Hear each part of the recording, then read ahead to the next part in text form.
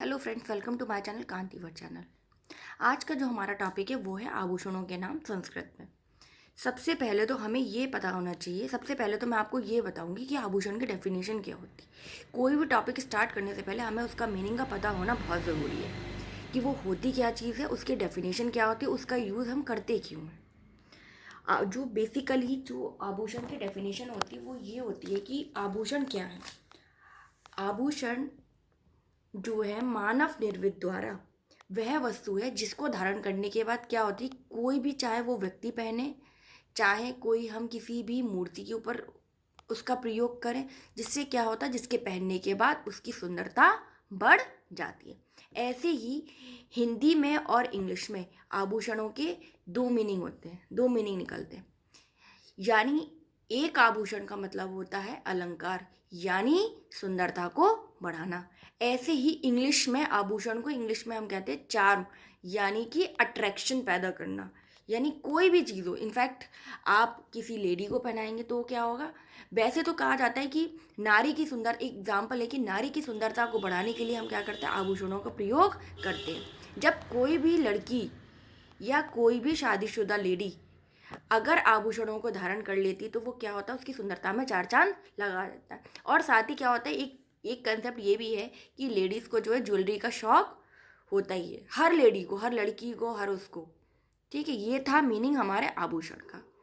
अब मैं आपको आभूषण के नाम हिंदी से संस्कृत लैंग्वेज में बताने जा रही। सबसे पहला हमारा है कर्णफूल, यानी कर्णफूल को हम संस्कृत में कहते हैं कर्णपूरे।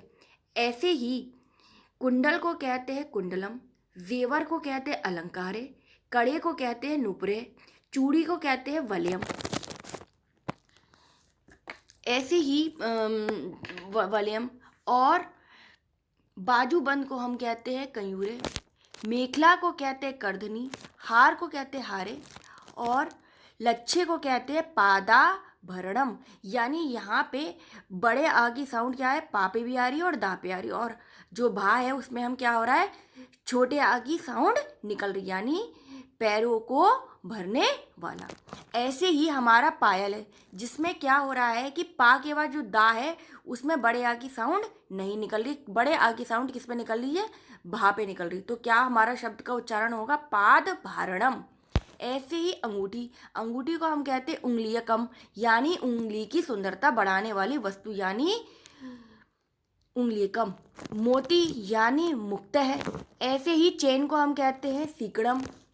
झुमका, यानी झुमके क्या करते हैं, हम जो बड़े बड़े होते हैं और हमारे कानों की सुंदरता को बढ़ाते हैं, जिसे हम संस्कृत में लोलकम कहते हैं। बिछिया, जो कि एक मैरिड जो शादीशुदा लेडी होती है वो अपने पैरों में पहनती है, जिससे क्या होता है, उसकी सुंदरता को, उसके पैरों की जो सुंदरता होती है वो बढ़ जाती है, जिसे हम क्या कहते हैं, मंजीरम कहते हैं। ऐसे ही लॉकेट, जो चेन में पड़ता है तो उसमें क्या होता है, चेन में पड़ने के बाद वो चेन जो होता है हम जो गले में पहनते हैं वो क्या होता है, और अट्रैक्टिव लगने लगता है। तो लॉकेट को हम कहते हैं तहकम। ऐसे ही चूड़ामणि, चूड़ामणि को हम कहते हैं केशाभारणम, यानी केशों को भरने वाला, यानी केशों की शोभा को बढ़ाने वाला। नथनी यानी नसिका भरणम, यानी जो नाक की शोभा बढ़ाए। ये थे नाम आपके अलंकारों के, यानी आभूषणों के नाम। आभूषण का एक नाम अलंकार भी होता है। अतः आज का वीडियो यहीं पे समाप्त। अगर आपको आज का वीडियो अच्छा लगा उसे लाइक एवं सब्सक्राइब करना ना भूलें, और साथ ही साथ बेल आइकन का बटन दबाना भी ना भूलें।